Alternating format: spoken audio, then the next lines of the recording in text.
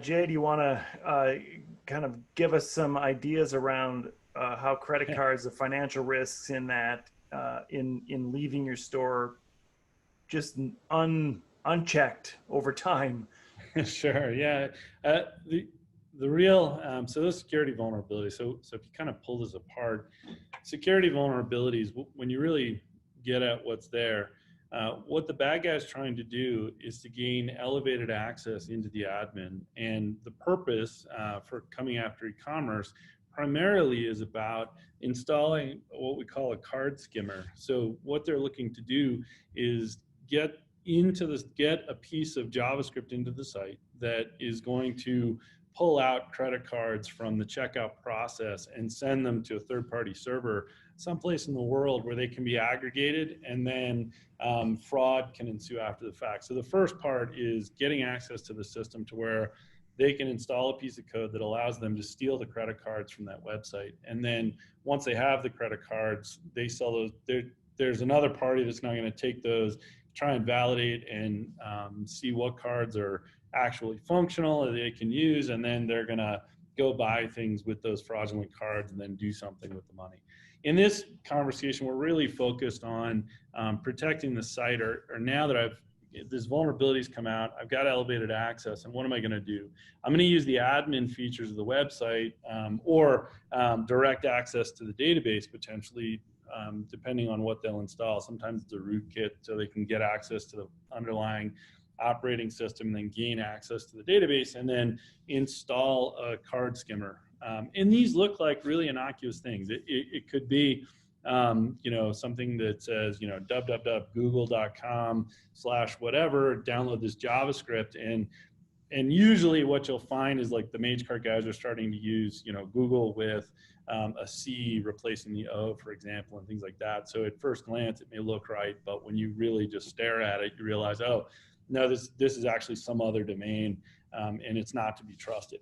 And then from there, what's happening is they're putting a reference to that JavaScript in the checkout process, so that when you're on that, one-page checkout, or any of the checkout URLs, that JavaScript's coming down and the browser's loading it because it thinks, oh, well, the website handed me this reference and I need it, obviously, to be able to execute this page. So it goes and gets the card skimmer, loads it up. Now this JavaScript's running, and what it's going to do is just look for the customer to type in their credit card information as they fill out the form to complete the checkout process, capture that information, and then it sends it off to a third party.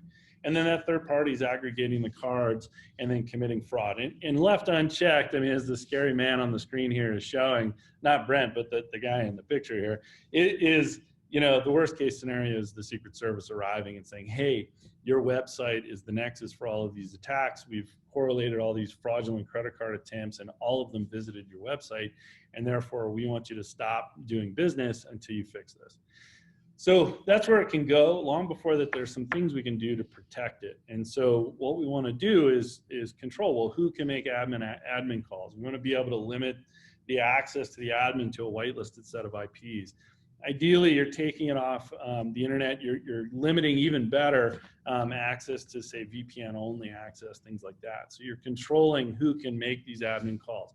Now, there's still a piece there. You want to protect the site itself. So you want an intermediary, not the application itself. Because remember, if the bad guy has access to the web server and you install a CSP script source rule on the web server, they can manipulate that too, because they've got access to that server. They can make that change there. So it's not really effective. They'll just add that layer of vulnerability. They'll just put in and say, oh yeah, your script source, you should trust this domain that I have that's going to download this card skimmer, and now you got a problem. So you want this intermediary that has a separate authorization mechanism that doesn't tie to the website directly. So now it's invisible to the bad guy, and that third party in the middle is going to actually install the CSP on all the responses that go back to the browser. And what this script source rule is going to do, two things. One, it's going to limit the domains that the browser is allowed to download JavaScript from to execute that web page. And so that, remember that they hinge on being able to pull JavaScript from this third-party domain. And now you're putting in a rule to say, I can only allow these domains to pull the data from it. And so what that means is that the browser is going to get that. It's going to look at this request for this other domain, and it's going to reject it as a violation. It says, no, your security policy told me not to allow that domain to download JavaScript, so I'm not going to do it. And now what that means is the card skimmer can't actually be installed and executed on the browser, and the secret service is not showing up. So that's great. That's a mechanism that can work. Now, there's a second piece of this that's very crucial, right? When that violation occurs, you want to know that it happened.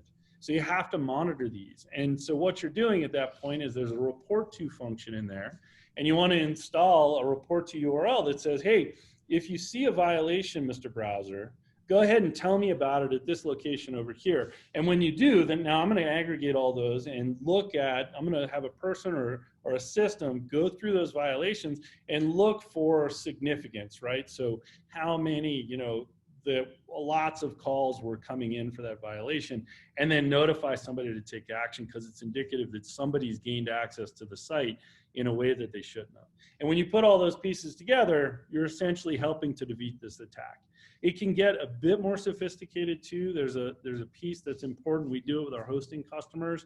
It's called file integrity monitoring, where there's another place. So not just the database where you're building a block and it's got the reference. I could also manipulate the code at rest on the file system and install a card skimmer almost directly in line in the HTML that's returned.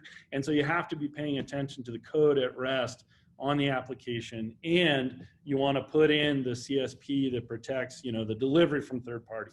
Delivery from third party is by and far the most common. And then you have to have the service that's able to put that CSP in. We do it. Our proxy allows us to inject those headers to be able to control that traffic out into the browser, out into the world.